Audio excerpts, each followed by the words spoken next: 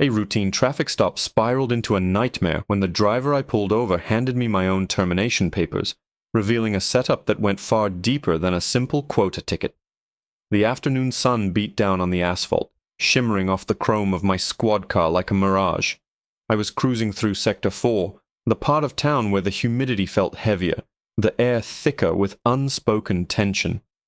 My name is Officer David Miller, and for 12 years I'd worn this badge with what I thought was an unwavering, if sometimes weary, sense of duty. Today, though, duty felt like a heavy, suffocating uniform. I spotted her immediately. A late-model sedan, sleek and black, weaving just slightly in its lane. Not aggressively, but enough to catch the eye of a cop looking for anything, to justify pulling someone over on a slow Tuesday. I signaled, flipped the lights, the flashing blue and red tearing the mundane afternoon apart, and pulled in behind her. She signaled correctly, smoothly, and pulled over to the shoulder, right next to that massive, overgrown oak tree everyone in the precinct joked about because it looked like it was constantly whispering secrets to the street. I took a deep breath, adjusted my body camera strap, and ran through the checklist in my head. Approach on the driver's side, maintain distance, hands visible. My approach was professional, textbook. I gripped my ticket book, the carbon paper cool beneath my fingertips, already planning the boilerplate violation. Failure to maintain lane, Section 405-12B. A warning would be ideal, but my quota review was next week, and my shift supervisor, Sergeant Reynolds, had made it crystal clear. Write tickets, Miller, or you're riding shotgun with the paperwork drones. I reached the driver's side window. It rolled down with a slow, almost theatrical whir. The air conditioning that rushed out smelled faintly of expensive perfume and something almost citrusy. She was younger than I expected, maybe early 30s, impeccably dressed in a crisp cream-colored blazer, her hair pulled back so severely that her cheekbones looked razor-sharp. Her eyes, large, intelligent, and utterly devoid of fear, met mine. That was the first thing that threw me off balance. Most people I pull over are either nervous wrecks or immediately aggressive. She was just watching. "Good afternoon, ma'am," I started, my voice pitched into that neutral, authoritative register I practiced in the mirror. "Officer Miller, do you know why I pulled you over?" She didn't sigh, didn't argue, didn't reach for her purse yet. She just blinked once, slowly. "I suspect it's because my car is black, officer, and you have a quota to meet, or perhaps you felt I wasn't adhering strictly enough to the centerline demarcation, which, I assure you, I was merely correcting for the banking on this slight curve." My mouth actually dried out a little. That wasn't the standard response. "Ma'am, I need your license and registration, please." She didn't argue the point further. Instead, she reached into the glove compartment, very deliberately, and pulled out 3 things. First, her driver's license. Second, a current registration card. And third, a glossy, heavy piece of official-looking paper, folded neatly in half. I took the license and registration. Her name read, Dr. Alana Hayes. Doctor. Not surprising, given the confident cadence of her voice. I walked back to the car, plugged the plates into the mobile terminal. Clean record. No warrants. Just a standard citizen driving a nice car. I felt the familiar internal tug of war. The need to write the ticket versus the knowledge that this stop was likely garbage. I walked back to the car, already forming the apology in my head for the unnecessary stop. "Dr. Hayes, everything appears to be in order with your vehicle." She interrupted me smoothly, not rudely, but decisively cutting off my planned narrative. "Officer Miller, before you decide on the nature of this interaction, I'd prefer you look at this." She held out the 3rd document she'd given me. It was heavier than the license, almost like cardstock. It wasn't an insurance card. It had official-looking seals, dense legal text, and the letterhead was stark black and white, familiar but deeply unsettling. I took it. It felt cold in my hand, despite the heat. I unfolded it, glancing down, expecting maybe a noise complaint or a summons for jury duty. My heart didn't just skip a beat. It felt like the internal rhythm section of my life suddenly quit. The headline, in stark, centered block text, read, "Notice of immediate termination of employment. City of Central Police Department. Below that, my badge number, my name, and the signature line, which was already filled in, signed with an official, looping script I instantly recognized as Chief Harrison's, was dated yesterday. I looked up from the paper, the world suddenly tilting. The sun seemed too bright, the air too thin. Dr. Hayes hadn't moved, still sitting perfectly straight, her expression unchanged, calm, expectant, like someone waiting for a delayed train. What is this?" I stammered. The professional tone completely evaporated, replaced by the panicked squeak of a rookie officer caught doing something stupid. "This isn't right. I didn't resign. I didn't get any notice. My shift starts at 0800 tomorrow." Dr. Hayes leaned forward just slightly, resting her elbow on the door panel. The smell of citrus was stronger now. "Officer Miller, I am the Chief Compliance Officer for the Internal Review Board, reporting directly to the mayor's office. And I didn't hand you a ticket. You pulled me over." She paused, her eyes locking onto mine with frightening intensity. "You were pulling over the woman who finalized your termination papers yesterday at 4 p.m., papers which, ironically, you are now holding in your hand, rendering you officially off duty, off authority, and in possession of government property that is no longer yours." The paper felt suddenly radioactive in my hand. Termination. Yesterday. Reynolds hadn't said a word. Harrison hadn't called me into the office. This whole encounter, the heat, the slow drive, the manufactured pretext of the lane deviation. It was all a setup, a stage play designed for one actor. Me.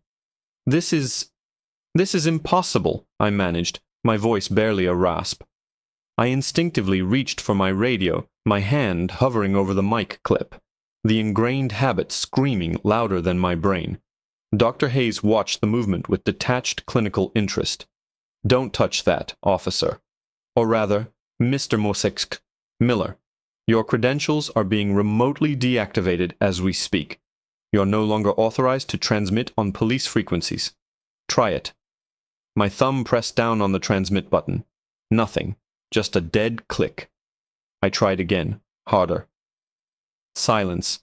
The realization hit me like a physical blow. I was alone, legally powerless, sitting on the side of the road next to a woman who held my professional obituary in her hands. "Why?" I demanded, crumpling the notice slightly before forcing my hand to smooth it out again, clinging to the evidence. "What did I do? Reynolds said I was fine. I've had clean evaluations for 5 years. Dr. Hayes sighed, a sound of profound, practiced patience. "Mr. Miller, this isn't about the last 5 years. This is about 3 months ago. The incident on Elm Street. The alleged use of excessive force on Mr. Marcus Jones during an apprehension for public intoxication. Marcus Jones. The name tasted like ash. It was the one blotch on my otherwise spotless decade-plus. Jones had been drunk, belligerent, shouting threats, and yes, he'd resisted. I'd put him in a sleeper hold that lasted maybe 4 seconds too long while he was struggling for my taser. The internal affairs investigation had cleared me. Justifiable restraint under duress, the report read. Reynolds had slapped me on the back, told me to shake it off. IA cleared me, I shot back, my voice gaining a desperate edge. They said it was policy compliant, given his resistance. You saw the body cam footage? We did, Dr. Hayes confirmed, her tone shifting slightly, becoming colder, more surgical. And that is where the second part of this morning's events begins. You see, Mr. Miller, the IA report was expedited, very conveniently so. Jones's family hired outside counsel who happened to be close personal friends with the former chief of police, before he suddenly decided to retire last month. She tilted her head, a shadow passing over her perfect features. The body cam footage was heavily edited by a third-party contractor before it reached the review board. We just recovered the original, uncompressed file from a server backup that your former chief thought he had wiped clean. Of the 4 seconds of restraint you mentioned, they were actually closer to 25 seconds, long after Mr. Jones had gone limp and was actively choking. The blood drained from my face. 25 seconds. That wasn't restraint. That was brutality. And I knew exactly who had handled that footage. the tech assigned to the evidence room for that week. A guy who owed me a massive favor after I covered for him when his sister got picked up for shoplifting downtown. He must have swapped the files just before the internal review. I didn't tamper with anything, I insisted, shaking my head violently. Someone set me up. Someone swapped the footage because they knew I was cooperating with the chief on the internal audit he started last month regarding the missing funds from the community outreach budget. This was it. The real reason. The audit Reynolds was too gutless to push forward. I had been digging into the petty cash drawer for the last 6 months, realizing significant amounts were vanishing, allocated for youth programs that never materialized. I hadn't breathed a word to anyone but my wife. Dr. Hayes's eyes narrowed. The first flicker of real surprise I'd seen in her composure. The carefully constructed neutrality fractured, just for a second.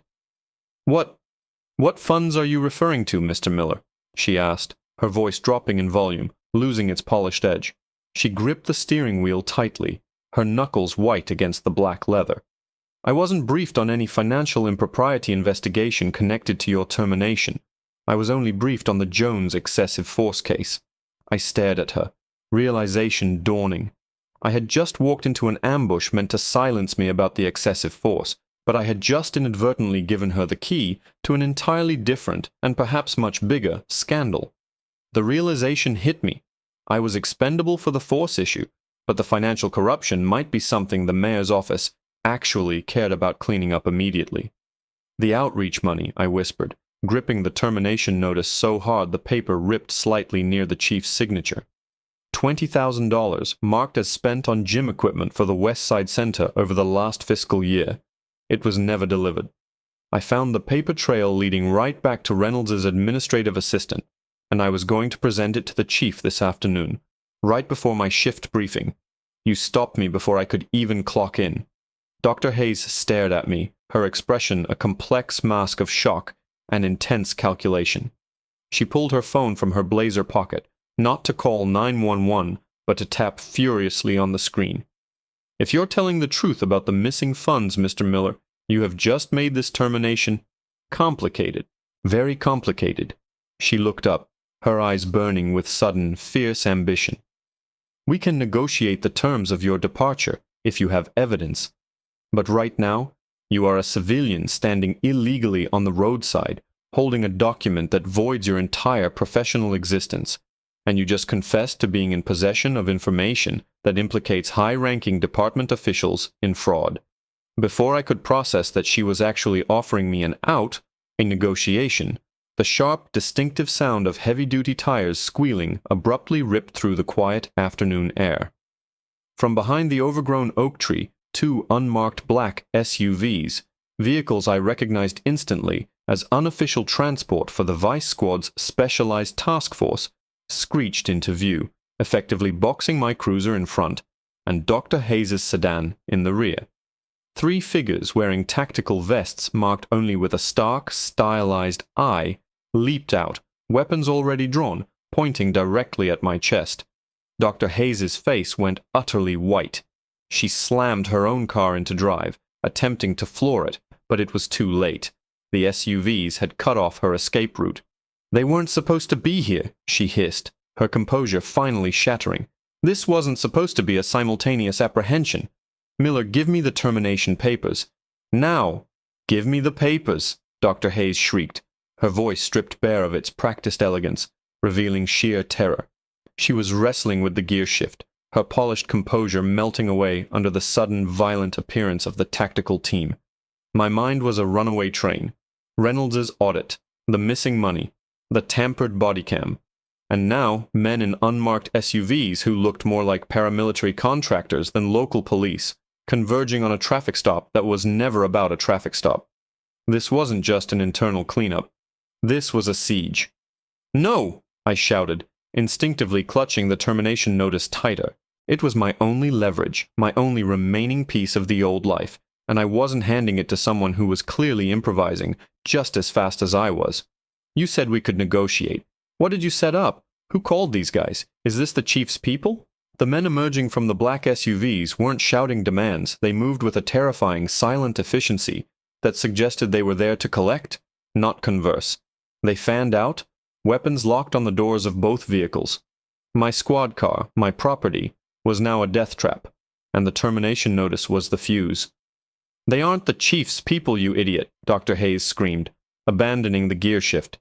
She yanked her door open and bolted out towards the rear of her sedan, scrambling for cover behind the bulky frame. They're the internal security oversight team, the real ones. They sweep up loose ends when the political dirt gets too hot for the mayor's office to handle quietly. She looked directly at me, her eyes wide with desperate clarity. "If they think you have evidence of the financial crimes, they won't just fire you, Miller. They'll make sure you disappear before you can speak to the DA, regardless of what agreement I try to make. They are operating outside standard protocol." One of the tactical figures, the largest one, his face obscured by a ballistic mask, raised his rifle and aimed it squarely at my driver's side door. A sharp, authoritative voice boomed from a hidden loudspeaker mounted on the SUV roof. "Officer David Miller, you are currently in possession of classified internal documentation. Drop the document and place your hands where we can see them. Failure to comply will result in immediate, lethal force." My breath hitched. Lethal force, for a piece of paper that proved I'd been fired. My instinct, honed over a dozen years of stressful encounters, screamed at me to comply, to drop the paper, to raise my hands. But the image of Marcus Jones, limp on the asphalt, flashed behind my eyes, followed immediately by the imagined image of that $20,000 lining someone's private, offshore account.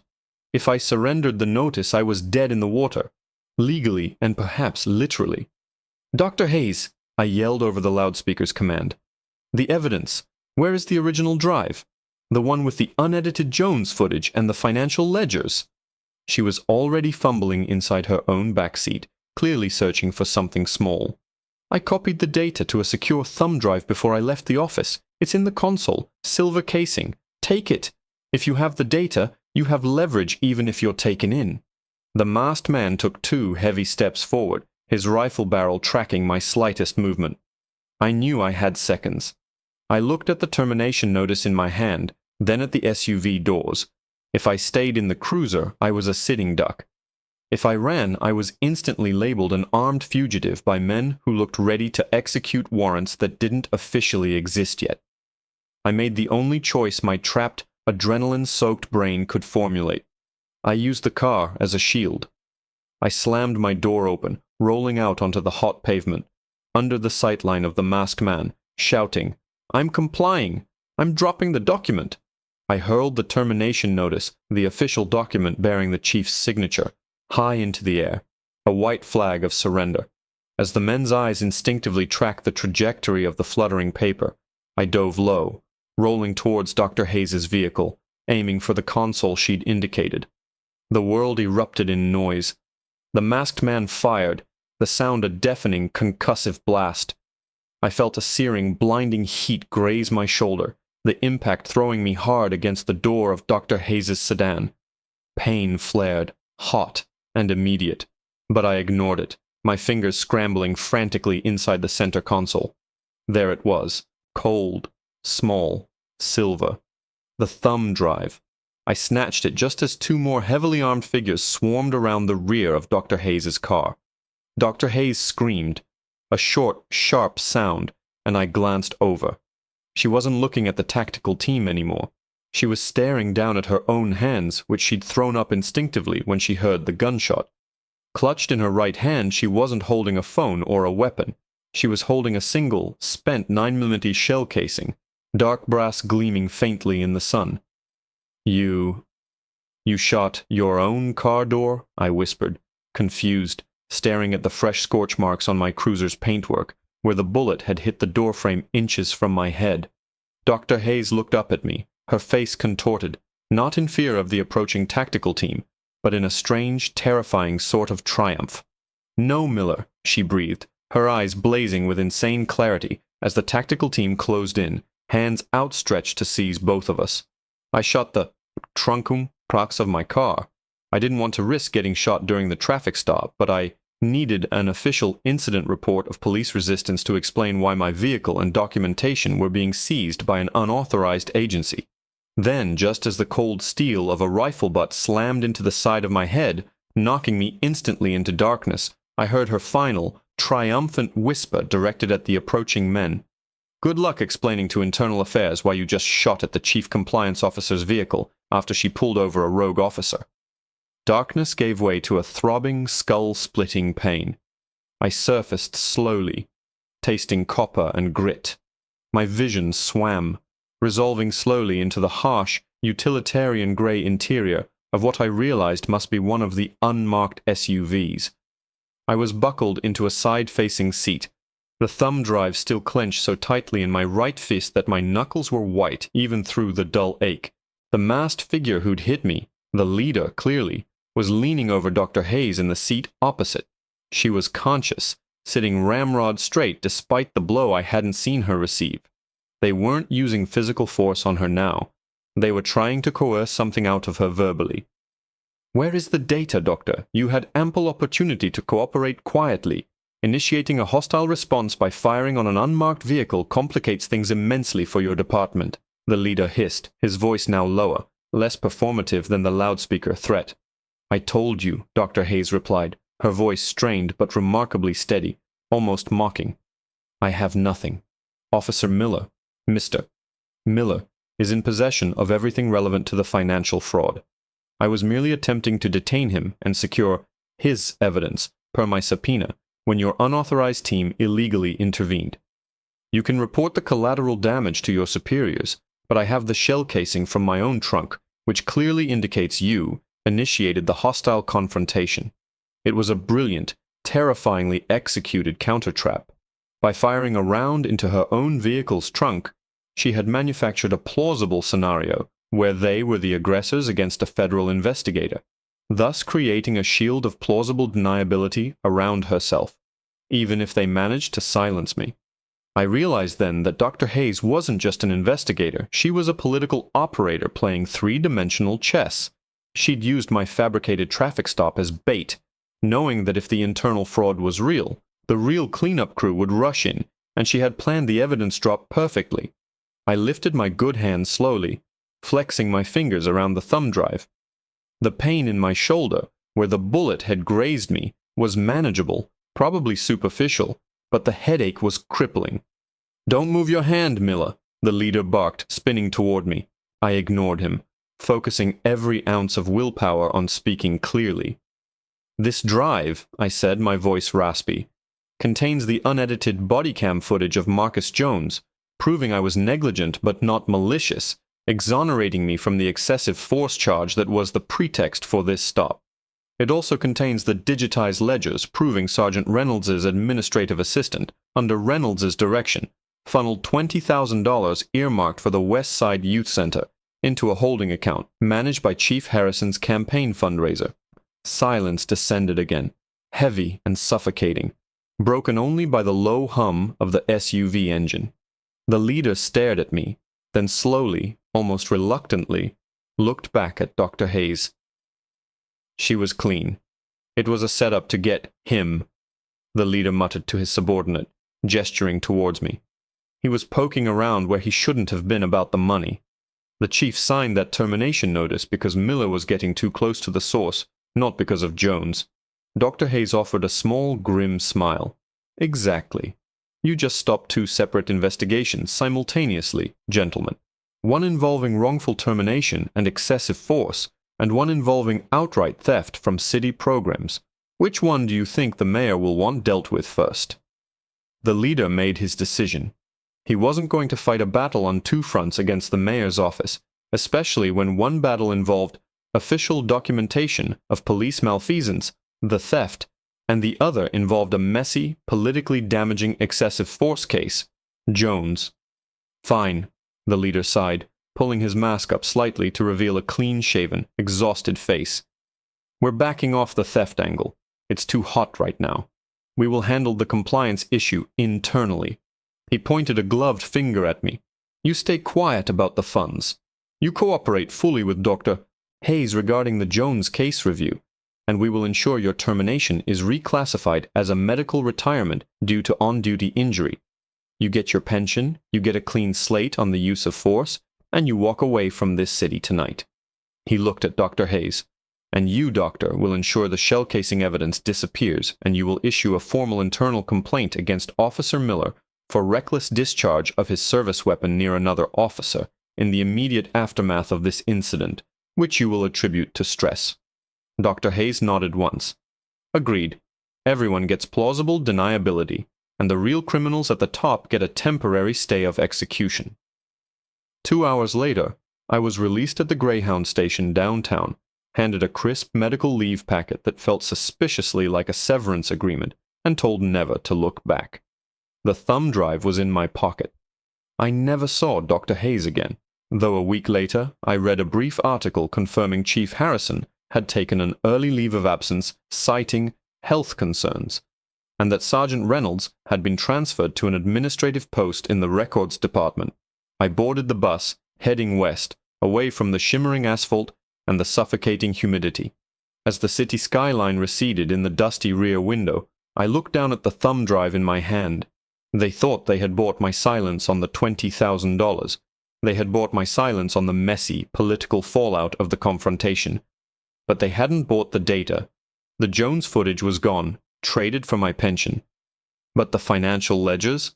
I'd made a physical copy before I ever trusted a digital one. Deep inside my duffel bag, taped beneath the spare socks, was a small, water-stained ledger book detailing every crooked transaction. They thought they cleaned up the mess by exchanging one lie for another. They were wrong. They thought they terminated Officer Miller.